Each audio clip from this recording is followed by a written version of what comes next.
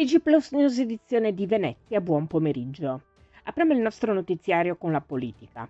Il 26 gennaio si terrà la prima riunione del tavolo per la sburocratizzazione, insieme ad associazioni di categorie dell'industria e dell'artigianato, del commercio e dell'agricoltura, sindacati e terzo settore.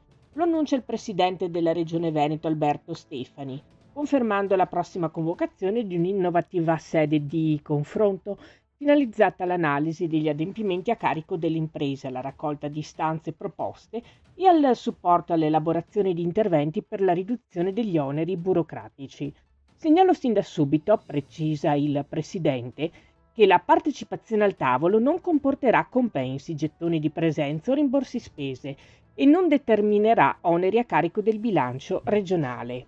Dopo la creazione di un assessorato al sociale, indipendente e con risorse proprie, un'altra promessa mantenuta con l'istituzione entro la fine del 2025 di questo nuovo luogo di confronto.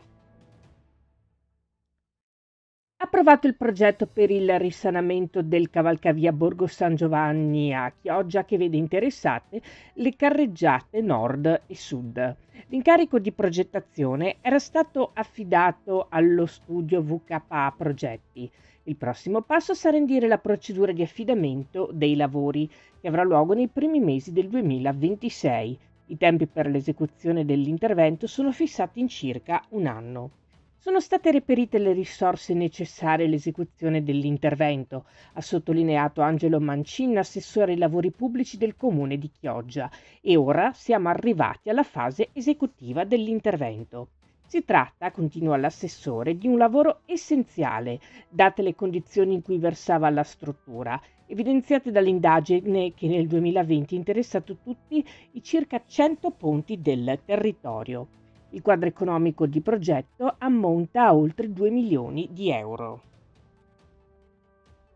Il Comando Generale della Polizia Locale di Venezia ha predisposto la chiusura temporanea di parte di via Bottenigo a Marghera, tra i civici 80 e 84, per dissesto della sede carrabile dovuta a una fuoriuscita d'acqua con smottamento del terreno.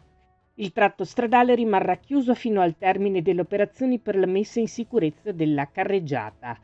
La parte interdetta, pur comprendendo accessi alle abitazioni, è aggirabile con deviazioni in loco. È un'ordinanza della Polizia Locale di Venezia a seguito di un intervento congiunto con i Vigili del Fuoco nel pomeriggio di sabato 27 dicembre, dispone la chiusura temporanea al transito pedonale di un tratto di Calle della Pietà nel sestiere di Castello. Il provvedimento è stato adottato per il parziale distacco del telaio di una finestra della Chiesa della Pietà, che ha determinato una situazione di potenziale pericolo per la pubblica incolumità. L'interdizione riguarda il tratto compreso tra Riva degli Schiavoni e il civico 3705 di Calle della Pietà, e resterà in vigore fino al completamento delle operazioni di messa in sicurezza. Il tratto interessato non comprende tuttavia accessi ad abitazioni né a strutture ricettive. Si chiude qui il nostro notiziario. Grazie per averci seguiti. Arrivederci.